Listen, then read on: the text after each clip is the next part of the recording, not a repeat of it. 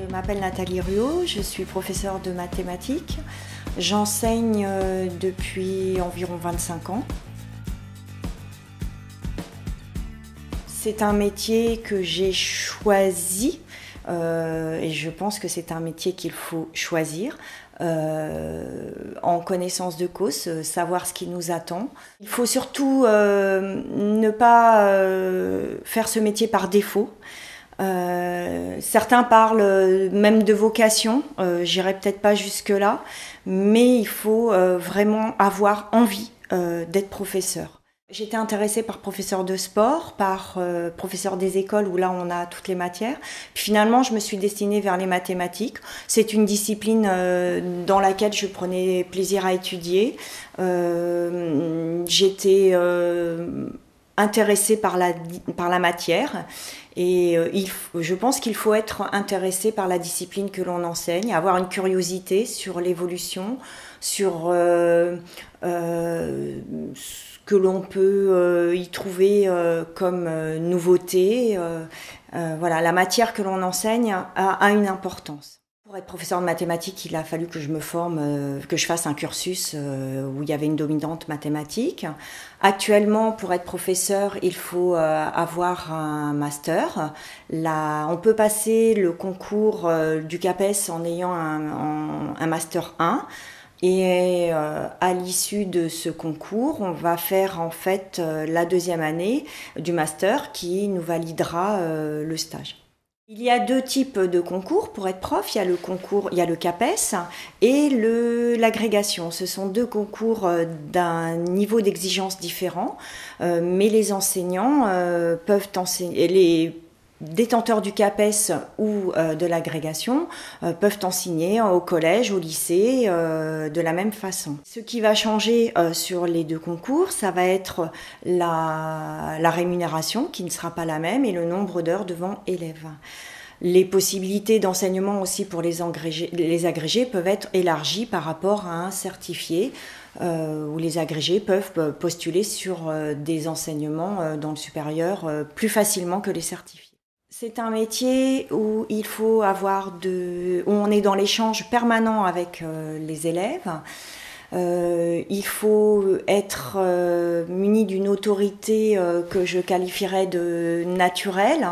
On est dans l'échange, mais il faut gérer une classe. 35 élèves, c'est 35 personnalités.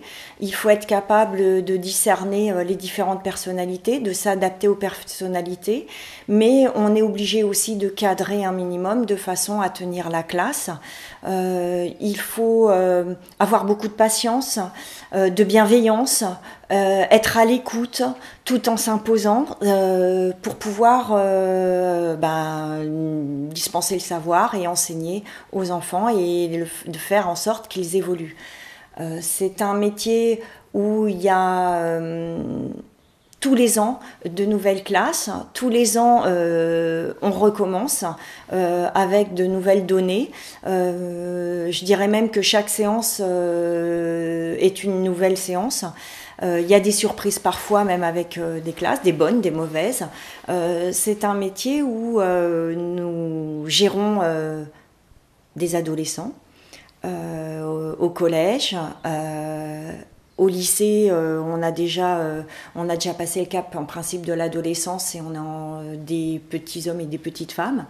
Et en fait, à chaque âge, il va y avoir des difficultés. Les enfants ne traversent pas les difficultés au même âge. C'est tout un environnement et il faut savoir qu'on enseigne à des enfants, des adolescents et il faut en tenir compte à chaque fois. C'est un métier qui demande énormément de travail, je vais finir par ça. Il y a des idées préconçues sur le monde enseignant.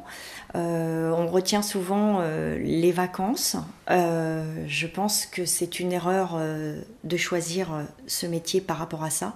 C'est beaucoup de travail. J'y passe beaucoup de temps. C'est vrai que nous avons un temps devant élèves qui est de 18 heures quand on est certifié. On peut avoir des heures supplémentaires, mais pour ces 18 heures devant élèves, il y a un temps de préparation qui est très important et qui se renouvelle, qui est à renouveler chaque année, régulièrement. On a préparé nos cours. Une heure de cours, c'est plusieurs heures de préparation.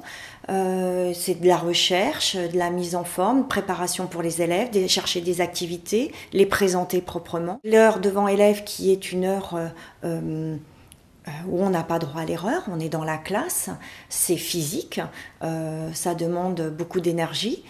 Et ensuite, bien évidemment, nous avons les heures consacrées aux corrections par rapport aux évaluations, aux différentes évaluations qu'ont fait les élèves.